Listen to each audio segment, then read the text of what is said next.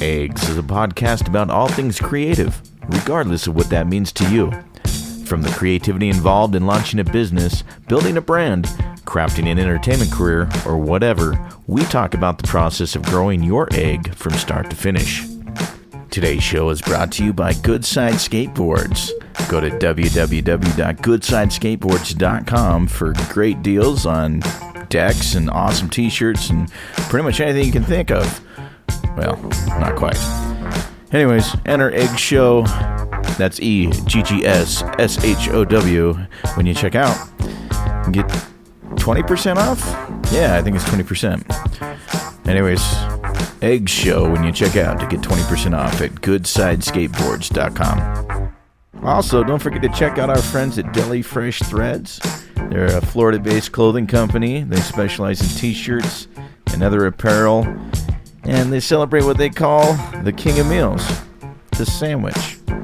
Check out their website, delifreshthreads.com. And make sure you enter Egg Show when you go to check out for 10% off. That's EGGSSHOW. Get 10% off when you check out. All right, delifreshthreads.com.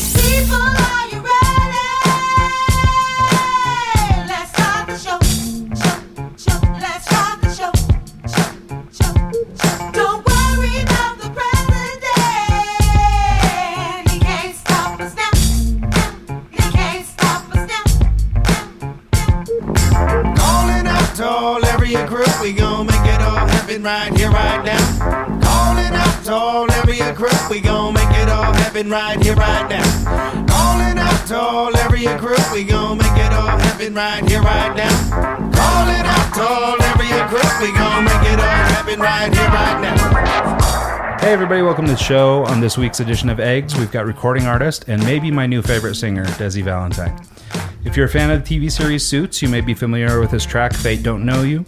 Desi entered my world more recently as his song Hit the Ground Running was used by our agency in a national TV spot for a large healthcare client. Originally from Catford, London, and more recently hailing from sunny Los Angeles. Ladies and gentlemen, our guest, Desi Valentine. Hello. Hey Desi, how are you, man? I'm really great, thank you. How you doing? I'm doing really great. Thank you for taking the time to do this with us. I really appreciate it. Oh man, it's my pleasure, seriously. Yeah, this is so great. So Desi is on his way through. He plays Portland tomorrow night, Salt Lake tonight, and was kind enough to give us a little bit of time before sound check. So we're so really if you hear some for kick drums and a bass guitar in the background, you'll know why. We're literally sitting in the green room of the stateroom. Right now. So let's dive right in because we have kind of limited time with you. So you're originally from London. Can you tell us a little bit about your early days, where you come from? What are some influences and things that steered you towards music and performing? Born and raised in Catford, London. It's about half an hour out of the centre of London. I grew up in a house full of music. My mum and dad were huge music heads. Vinyl records from the floor to the ceiling with every different style, all the way from Edith Piaf to, Ella Fitzgerald to Bob Marley, really very eclectic music taste. Yes, bathed in a lot of different type of music. And I initially... I started actually just like singing and dancing and those type of things when I was 8 years old. That's when I first got into it. I first started doing... So did you play any instruments, or was kind of singing your main thing? Singing was always my main thing. I only ever started learning an instrument over the last year. I started playing the piano. Nice. Yes. Are you kind of going the classic style, or more of like improv kind of? I'm doing a bit of a mixture of everything. So kind of having like one classical piece to learn, one like cover pop piece that I would do, like I would cover, and then learning my own original music, how to play that on the keys as well. That's awesome. Great. And you do your own writing, right? Yes. Yeah, that's awesome. So in 2009, you dropped your first album called Back to Me. Can you tell us about the process of getting that made, any challenges you had to overcome and things like that in the production? Now, we were talking earlier before the show, and we realized we've come quite a ways since then, but since this was maybe your first album, I thought it'd be interesting to touch on it. Well, Back to Me I learned so much making that record. You collaborated with a guitarist, Mose Tronchi. Is that how you say his name? Yeah, Mose Tronchi. Yeah. Oh, okay. Tronchi, yes. Oof, I'm glad Italian that was him, guitarist. I'm probably going to slaughter a bunch of those today. So me and Mose came together and created an entire album, but it was very, very different style than what I make now. It was really inspired by rock and roll and rock music and digging into like blues and that kind of even experiencing metal music for the first time, and like the White Stripes and Creedence and all these different types of twists on rock and roll music, and really inspired me at the time, and that's the type of album that I ended up making. So being from England, are you, and maybe you can't speak for other people, but are artists generally inspired by American music, things like that? Just, I mean, it seems like most of the things you're listing off seem to be sort of American classics. Is that something that inspired you early on? For me, yes. I mean, I grew up with a lot of that type of music. I think, just because my parents were particularly into that. So I think like a lot of American influences came through. So like the Sam Cooke and the Otis Redding and stuff like that. Yes. It's just from your parents. I also noticed that you were into Mozart and like Bach and classical as well, which I don't know how that would influence the music you do now, but I could totally relate. I played classically when I was a kid. So, oh, really? I spent hours learning all the Turk by Mozart. Oh, man. It's so...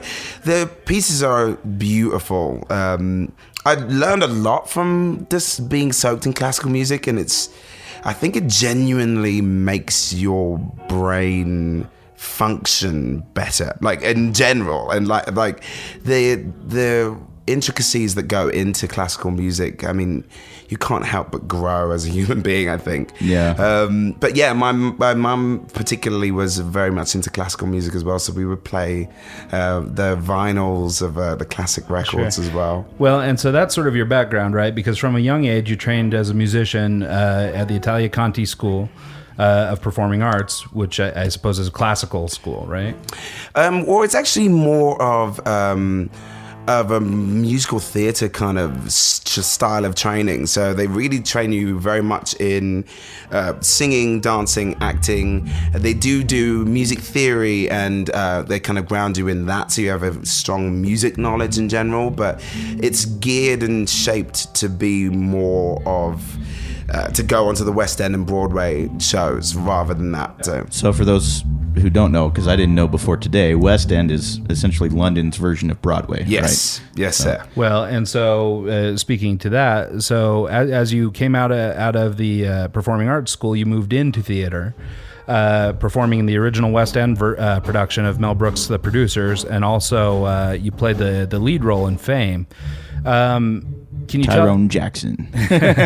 Can you tell us about the, I guess, going from school to performing at such a high level? Because I mean that's no schlub's performance there. Those are big roles. And then sort of what that experience was like versus where we'll go next, which is transitioning into music.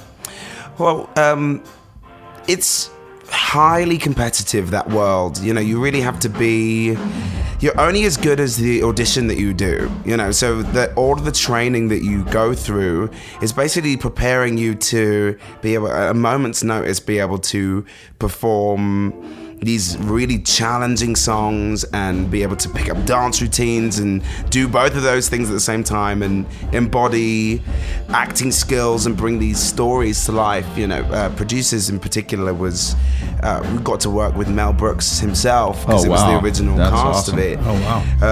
What an awesome experience that must have been. It was. I still can't believe it, and it was, you know, 10, 15 years ago, you know. Before all this is going on now. This completely different lifetime. And to learn from those people, you know, I was 18, 19 at the time, working with Mel and Susan Stroman, these incredible people. You can't help but see how much expertise and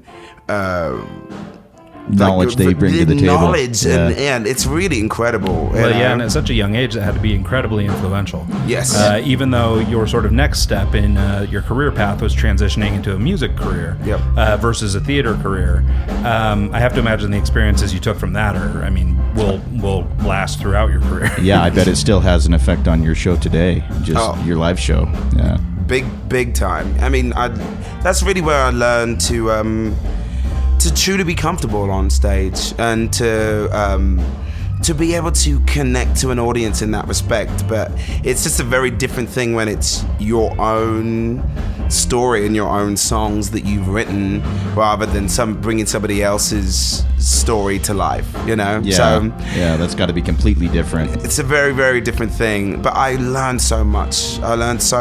Doing the shows, but there's really nothing like performing your own music. Yeah, I can imagine. So in 2012, you decided bon voyage to London and came over to LA and started kind of trying to hone in on who you are and your own music style. And I read somewhere that you had a mohawk and you went through kind of like a rock pop phase, and you kind of just took a little while to kind of figure out, this is what I do, this is who I am. And Adele's 21 had a huge influence on that? Big time. Because I'd made the album over in England, Back to Me, it was very rock influenced, it was very guitar led, and it was still a pop, because it's still a pop project, because I'm definitely a pop artist, but I was drawing a lot of influence from Creedence and even Lenny Kravitz and those types of things. So when it came to, I wanted to fully embody that style, so I had a completely different look. That was my way of expressing myself at the time. I was coming backwards and forwards from London to LA, and I was starting to make the transition.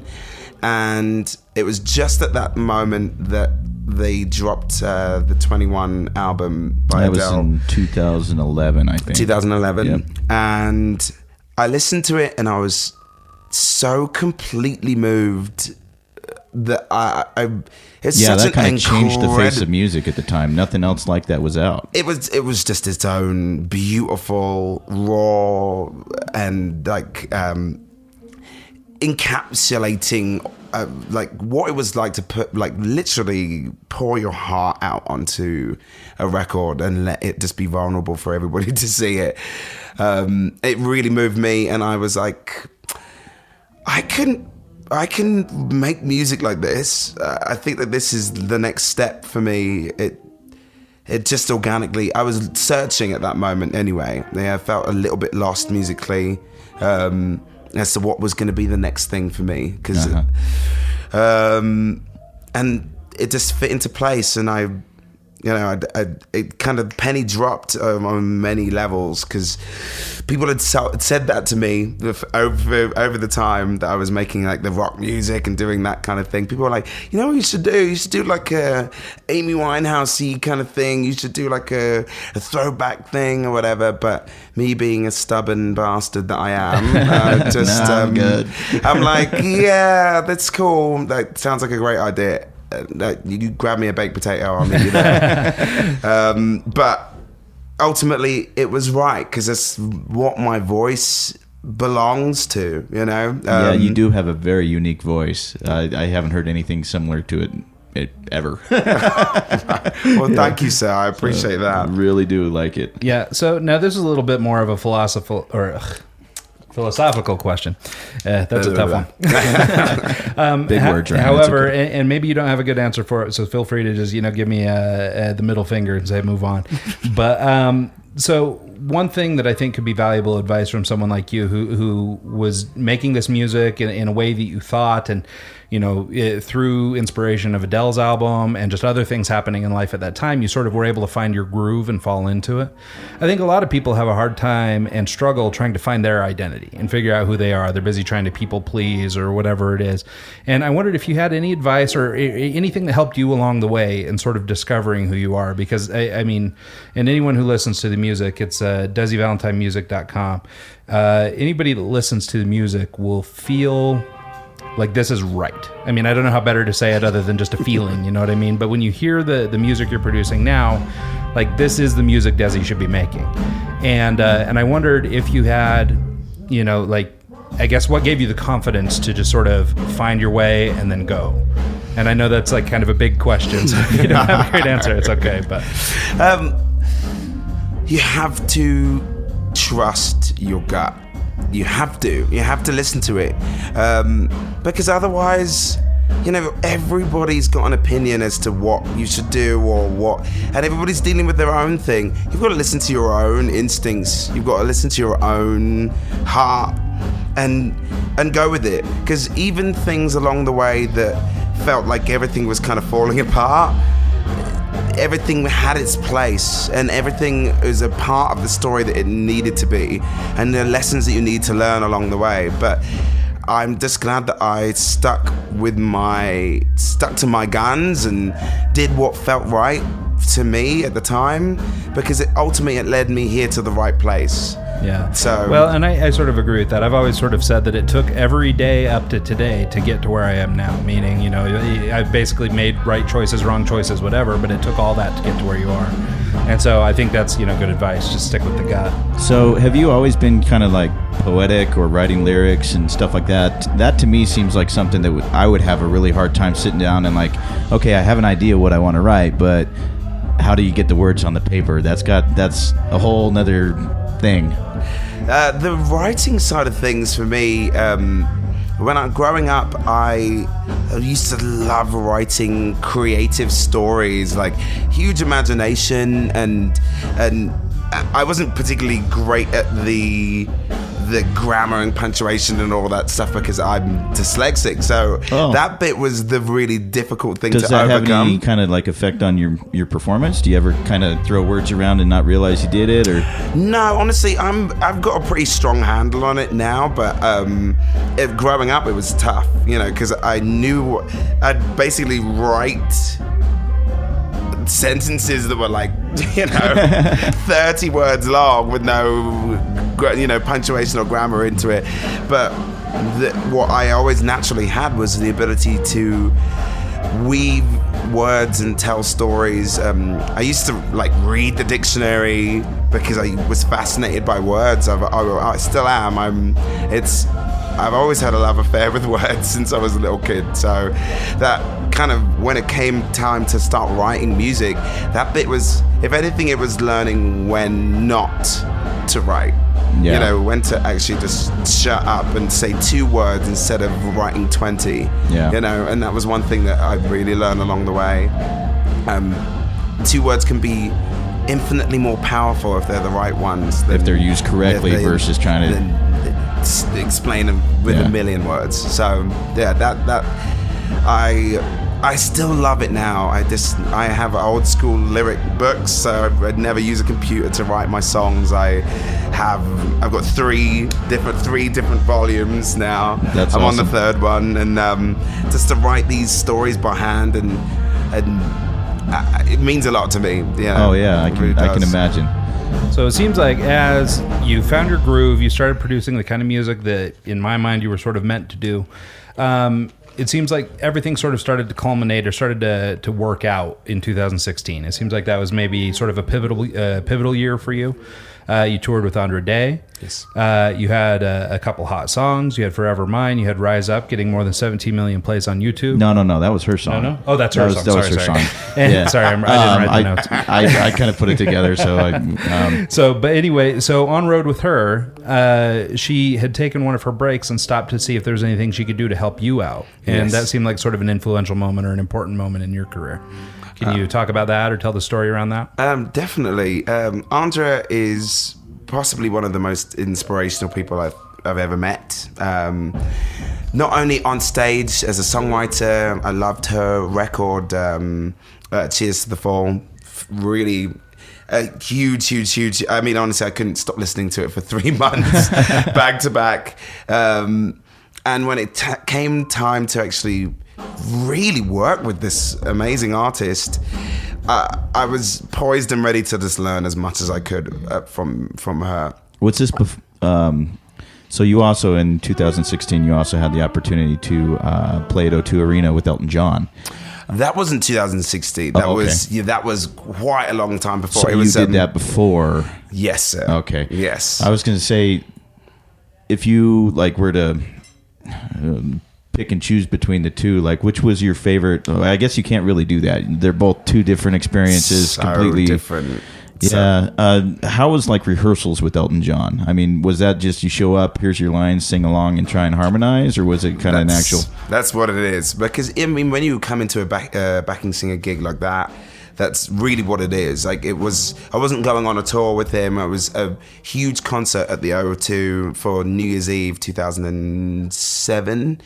And it was just a small group of us. So you just got to like know it, be there, get ready. Like this, like they go through it real quick with you in the rehearsal room, and then next minute you're on stage doing sound check in front of 20,000 people. You know, that's it. And then then that night you're performing. So, wow. Yeah, there's never been a stage. I mean, I've never been on a stage that big anyway, but that makes you feel so tiny. Like I felt like an ant. Yeah, I literally did, because you can't even see the back of the auditorium. It's like it's so huge. Wow. It's and it's beautiful as well. The sound is incredible. Very humbling moment. So you mentioned that, or in some of the stuff I read, you mentioned that was a highlight of your life, and that it's also a goal you're working towards. Oh, big time. So big time. I mean, to stand on that stage in your own right, with your own music, with arena full of people that respect and love your music and what you do. I mean, there's nothing really better than that. Even just sharing the stage with somebody of Elton John's ilk, I think is, got to be quite an incredible experience. And not to go too far backwards, but talking about the album that you did before, you recorded it at the Berry Street Studio. Yes. Which, of course, Elton John has recorded at, but also Freddie Mercury and Radiohead, just to name a few. I mean, what did it feel like, I guess, to sort of be in the company of those kind of people? I mean, this is years ago, of course, but I mean, that's a iconic studio to have recorded a song at. Did you, I don't know, could you feel the ghosts of the people there? Like, was there some inspiration from working in a studio like that? You can really feel the residue of great music being made in any of these notable studios of historic, like that kind of you always epic. hear like the Abbey Roads and things like that, and this is kind of one of those. And so I mean, as a young musician at that time, I mean, it had to be, I don't know, had to feel pretty awesome at the moment. Of course. I mean, there's certain things along the way that, like, all of these things that we've brought up, like, they're just humbling. You've got to learn from them, and you absorb the energy of those experiences as well. Even just the recording process itself, I'm sure some of the producers you've worked with have taught you just large amounts of things just because of the recording process you go through. So I mean, I'm still learning. It's like there's still so much to learn, and the whole point of all of this is to draw from what's been in the past and what you and learn from that, and also be making the next thing. All of the people that have influenced me were trailblazer artists. What they did was so unique, and nobody done it before. So now we're so far into music as 2017 that trying to create really interesting new sounds and new vibes is ultimately the goal, but still paying homage and respect to what has come before. Right. Well, so in respect to that, so your genre is sort of a little vintage and a little, a little bluesy and a little, it sort of pays homage to those older things. However, at the same time, I feel like it's still kind of cutting edge, and maybe it's just your sound that makes it sound kind of fresh, like it sounds like something different, but it is sort of in the spirit of the Amy Winehouses and stuff like that. What do you think about sort of that dichotomy, right, between the old and the new, and like, are we cutting edge if we're sort of vintage, and like, what are your thoughts about that genre of music and what that's got for the future? Well, I think that there are a few artists in the current pop world that are bringing a little scoop of that right now, but for me personally, I didn't want to make an album or make a record that sounds literally like an Otis Redding record. You know, you want to, because that's been done, and it's been done to the nth degree that it could possibly be done by.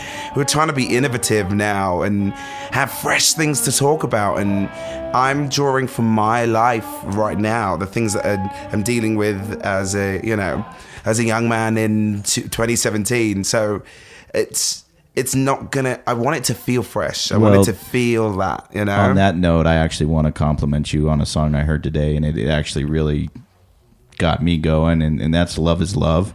And I just want to say thank you for writing that, because it's an awesome song.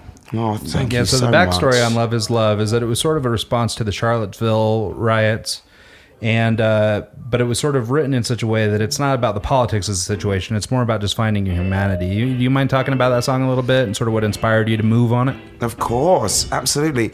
I mean, there's been a number of these really tragic events and really illuminating events where you look at how far we've come, but in some ways. Much farther we have to go still. And then there's so far to go, and there's some people that are still holding on to so much hatred that I genuinely don't understand it. I'm like, I can't wrap my head around it.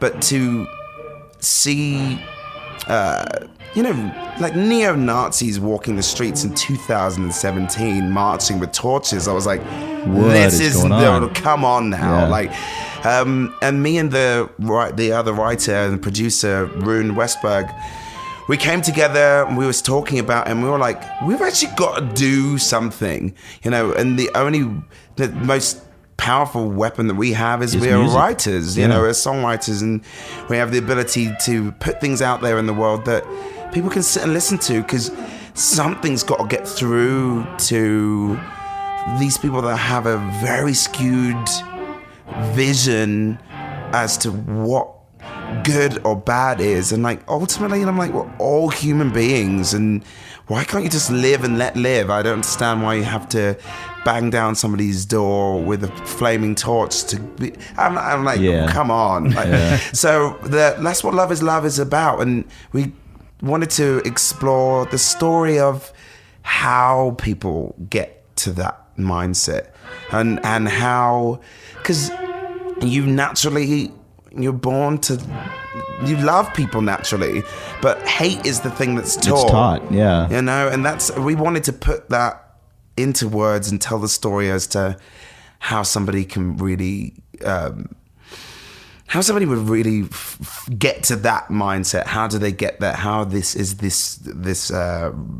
personality trait designed and fed, you know. So not to get on too deep or dark of a topic, well, let's lighten it up a little bit. Also back in 2016, Fate Don't You Know was picked up by Suits. Don't Know You. Oh, sorry. Dyslexic kicking in there. How did that, I mean, you wake up one morning, you're on Spotify's top 50 chart, and how to change your career. Yeah, I thought this was a really funny story. I think you were quoted as eating a hot dog at the burger at 7-Eleven, driving for Uber, and you've got a song in the top 50. Like, can you talk a little bit about that experience? As sort of that, you know, duality of being top of the world and bottom of the world all at the same time. It still to this day, it's probably one of the most like baffling and confusing times, because I really was like broke. Like, I had a bartending job, but they closed the club that I worked for. I'd booked to play Bumbershoot Festival for the first time. You were rehearsing to open for Blondie. Blondie. Yes. That had to be like, did that actually go through, or did it? Yeah, I opened for Blondie last year. That's actually awesome. Here in Salt Lake City. Wow. Yes. It was incredible. Really, really like a beautiful amphitheater outlet. Oh, I can't remember the name of it there. Oh, probably USANA Amphitheater, maybe. No. Or Smart Home Arena is another one of the hot spots here, one of the bigger spots. I'm trying to think. I will remember. I think it was the USANA Amphitheater, actually, because I vaguely remember seeing some signs for it. So there was, all of that was going on, and a highly stressful period of time, I will say, because being broke and then trying to go out and do these huge things, and And just as I was coming back from that whole situation, I was working for Uber because I didn't have my bartending job anymore. And I had zero money. When I tell you, like, I was like, okay, so you got $5 left on the last credit card that's not maxed out. Use $2.50 for gas to keep on Ubering, and then use $2.50 to get a hot dog from 7-Eleven because I tell you, Costco's the way to go. You get the $1.50 and you get the soda. Yeah, but the problem is, but they get you with the membership. That's how they get you. So, but anyway, just to make sure that we actually, share some facts on this show, it was the Red Butte Garden Amphitheater. Red Butte, that's which is the one. Beautiful place to play. That's it. And I have to imagine working with Deborah Harry was like one of those opportunities, like an Elton John, in that world of people. I mean, what incredible people you've had the opportunity to work with. To genuinely have like a chat with Debbie Harry, like that, I was like, what is going on in my life right now? That's got to be one of those moments where you're just looking from the outside in, going, "I'm sitting here next to her." It's not. We're just talking on the couch. I'm just like, "Hey, look at you! You changed the face of music. No big deal. Big deal. It's all good." She was really sweet and complimentary and lovely, amazing to work with. I mean, just to kind of stand side stage while they were performing, these songs that you're just like, hey, yeah, that's Call Me. And that's not a cover, people. That's actually performing it. Well, it had to be incredible. I mean, I've known a number of bands who've toured around or whatever, but I mean, when you're with, acts that are bigger than you or maybe more well-known, it's one thing, you're on the side stage of somebody that people have heard of. But when you're on the side stage with legendary people like the Elton Johns and the Debbie Harrys of the world, like, I can't even imagine what that feels like. Like, I mean, because, I mean, the range is so huge. Yeah. It's got to be, I mean, at one point, you might feel sort of small relative to her or whatever, but at the same time, you have to feel like, damn, man, I made it. Like, look at me. I'm standing here, I mean, that's got to be such an incredible feeling. It definitely was, and ultimately every act that is big was small at some point. They were the opening act at some point, or they were the undiscovered one. You just have to remember that everybody pretty much has been where you're at now, and it's how you earn your stripes. It's how you work your way up. That's the pecking order hierarchy of things that. You get from being the opener to being the headliner to being headlining something bigger than, and if you're very, very lucky, you get to touch music and change the face of music like these people have. Yeah, that's just incredible. So as Mike started to get into, Fate Don't Know You was picked up by the season finale of Suits, yes, which is a TV program for anybody who doesn't follow it. And since we sort of started out at the top of the hour or top of the show talking about the commercial that you were in for this agency that I worked with, can you talk a little bit about, and we don't have to get real heavy into this, but I think for aspiring musicians or anybody who's just trying to figure out, have an understanding of the music business, because it seems so glamorous from the outside. I mean, I guess corporate stuff like this is where the money is nowadays, but how do artists make money? How do artists survive nowadays? Well, film and TV licensing is a new frontier thing it's always existed, but it was not a thing that was looked at as a way for young artists and up-and-coming artists to, number one, get a bit of exposure, as well as actually start making money from the music that they create, because that's the biggest thing. That's the biggest challenge. Like people, for the first 9 years of me making music, it was only me pouring my money into it. Like I was bartending so I could afford to put money, so I could afford to pay the musicians for this, or pay for the rehearsals, or pay for studio time, and so it's only took 10 years for it to start paying me some money back. That's just the way that it is. But with film and TV licensing, there is a way now for for people to get heard and to get paid for what they're doing. Well, and and it seems that might be the more sustainable or that long-term money. The stuff that sits around, it's not just the, guarantee you get for playing that one night, but it's actually kind of, especially if you get into a movie or a TV series or something like that, it could be sort of long money that helps you later in your career. Yes, definitely that. So now I wanted to talk to you about one of the songs that has quickly become my favorite is the song Asylum. Can you talk at all about that one? And, not to get too behind the music, but maybe give me a little bit of backstory on that one, because I really enjoy that song. Well, Asylum is actually written about a friend of mine that genuinely would believe his own lies, like really, like actually believe them. And it was so convincing to me that I was like, did that actually happen? Like, he believed it so strongly that it was enough to make me question myself. And it kind of spurred the idea on as to like what it would feel like, because I'm dealing with somebody that they think that I'm lying to them, but I'm not. But you're not. But yeah. I'm not. But the levels of reality in it, where you're like, it's like kind of like the Truman Show kind of thing, where it's like everything around you, what if all of a sudden somebody turns around and it's like, no, your name's not Desi, actually, weirdo. Wait a minute, your name's Stuart. It's Something like that. And it really played on my mind for like a little while. And I started, I wrote it down in my little notebook, because it ended up being like a real situation that exploded, and we're actually not friends anymore, unfortunately. But I was like, he doesn't believe. What is it like to write? And what's it like to be looking around and everybody else is telling you that you're lying about things when it's the truth for you? Mm-hmm. And that's where it started, and we planted the seed. Me and the producer I wrote it with, Nick Capel, he wrote this really dope, like he had this like he created this sample, like this screaming gospel sample thing that he did, and we built the song around that, and it just had this kind of like eerie, kind of funky, deep beat to it. And the two things were like a match made in heaven. Like the concept of and we ran away with the concept, obviously. This person ends up, in a psychiatric facility, So we took it to the nth degree, but that's where it was written from, and very, very much from a true place, So as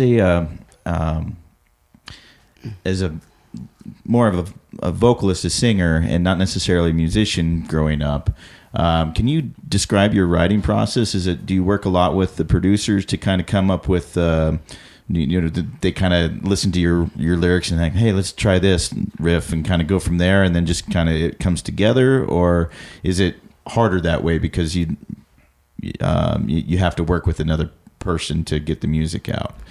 Well, for me, I write in a number of different ways, because sometimes I'll be given the music and I'll be given the track, and I will create and write the lyrics, the story, the melodic content, and basically create that part of it.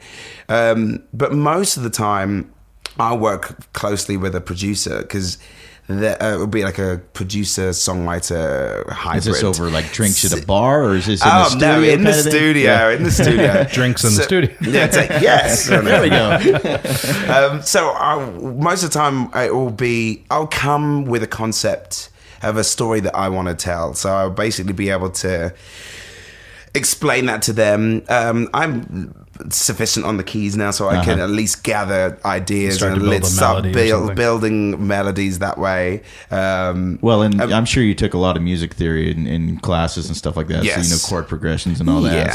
So I know how to build and write a song, but the producers that I end up working with, they know the sounds, and they know other instruments like guitar, bass, and kind of getting that. And we start building it together around this concept, and we start shaping this story, because the music is so much of a storyline as well, So if it doesn't fit and it doesn't like make it feel like it's organic and natural together, that they fit together. It's about using your kind of between both of you can kind of figure it out and shape it. Is there I'm sure that working with producers and other artists, it's got its ups and downs. Have you ever had horror stories of working with a producer where he's just telling you, no, you can't do this, we got to do something else, scrap that, and you're like, no, I like that?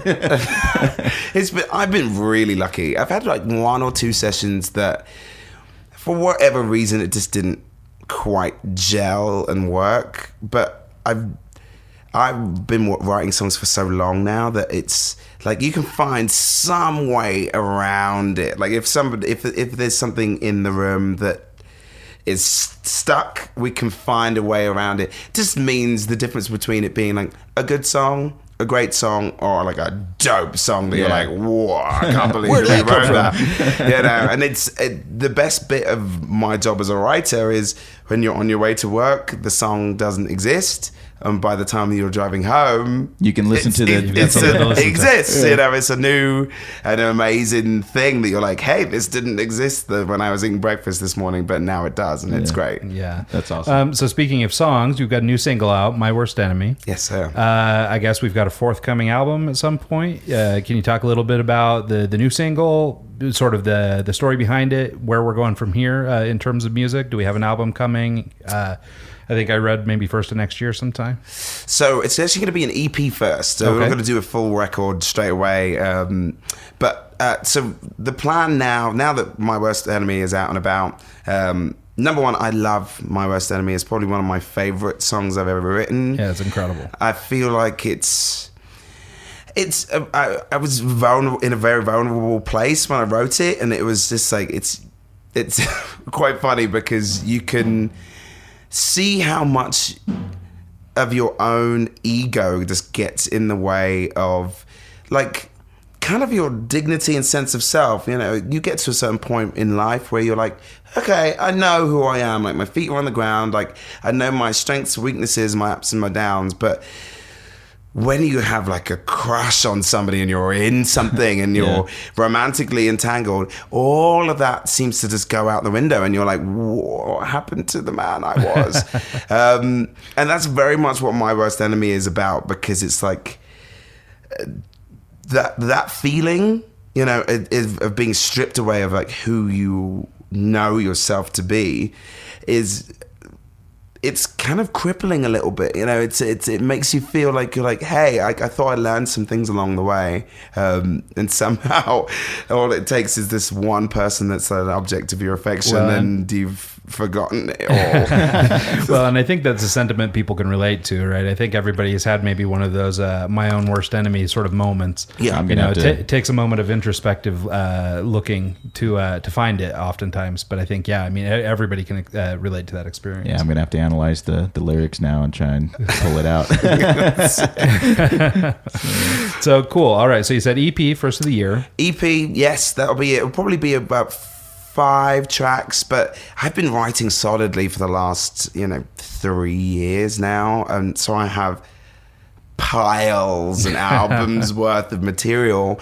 So the biggest thing is going to be getting this EP out and really shaping a sound for that body of work, and then that will inform what a full record or a full album is going to be, because I love all the songs that I've written so far and put out, but I think I'm just when it comes to albums, I want it to be like a full story, like a whole experience. I don't want it to just be like, hey, this is a collection of the songs that I wrote for, I want it to be a thing that takes you on a journey, because they're the albums that really inspire me. Start to finish, you don't want to stop. Absolutely. You're listening to the story and the plot of it. It's like almost watching a film. Exactly, and it unfolds, and by the end of the album, you're like, that's dope, and you want to press play again from the beginning, So that's awesome. Other tour plans? Anything? What's next next year look like for you? Have you started mapping that out? So I'm starting to look at the European market. So because I know, obviously, I'm from England. Sure. You know, the UK. I've got fans there now. I've got fans there now when I don't live there. When I didn't have fans there when I Barely did. selling out a coffee shop. So exactly. So I'm like, so I definitely want to go back. I want to be able to perform in a place where my friends and family can actually come and see what I'm doing.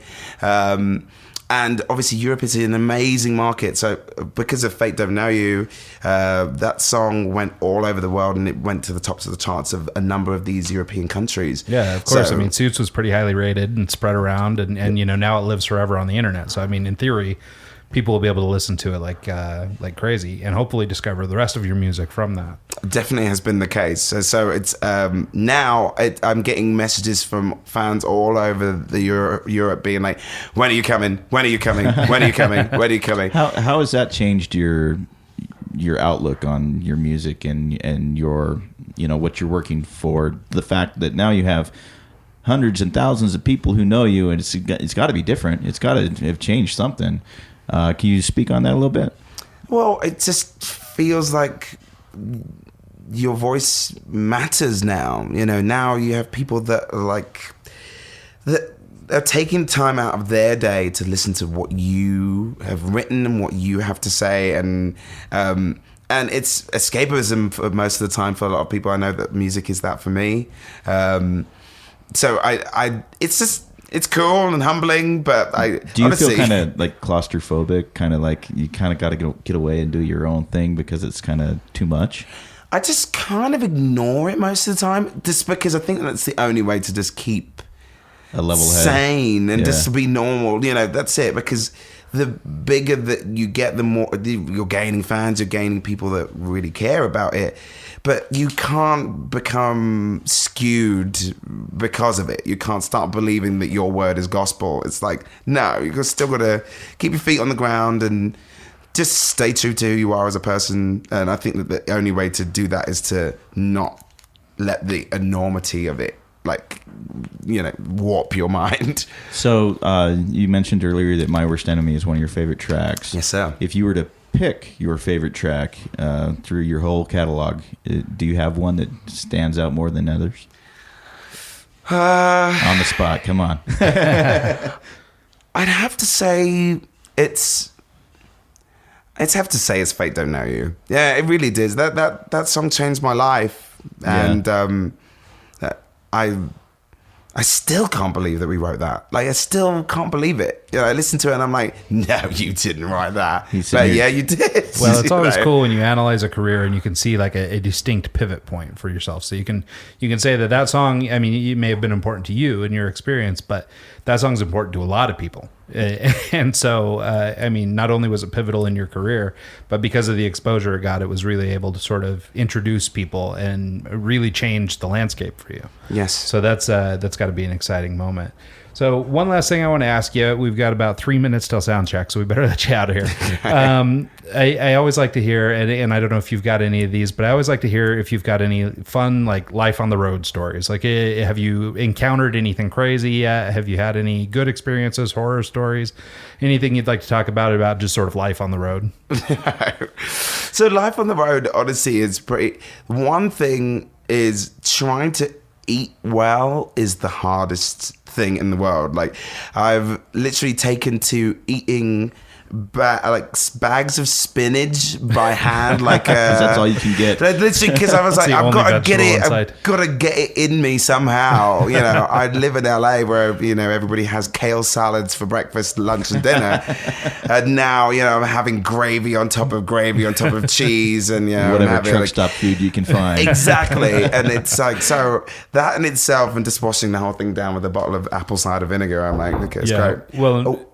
Time to go. All That's right. it. Hello. Okay. Well, with that, let's just get to Desi's plugs. I think they're ready for him. Okay, so yeah, they're very impatient at this point. So catch Desi Valentine online. His website is DesiValentineMusic.com. You can follow him on Twitter and Instagram at Desi Valentine, and on Facebook it's Facebook.com/Desi Valentine Music. Any last things? Any plugs? Anything else we missed? Just if you're still around and about, check out the Vintage Trouble tour that I'm on right now. We've still tomorrow, got Seattle the next day. Portland, Seattle, Vancouver, Petaluma. We're back in LA at the Wilton, and we finished the tour at the Fillmore, the legendary Fillmore in San Francisco. Wow. So yes, That's please fantastic. check it out. Come and check it. The Vintage Trouble are incredible. You're going to be in for a real show. Yep, so great. Well, anyway, we're very excited to see the show tonight. Desi, thanks so much for taking this time. I really appreciate you. Thank you so much. So, and with that, to sign off, you can learn more about me, Ryan Rogar, and my company, R2 Media Group, at r2mg.com. You can find me at djontic.com. That's ONTIC. And you can learn more about the show and follow along with this fun ride we're on at eggscast.com or at eggshow on Twitter and Instagram.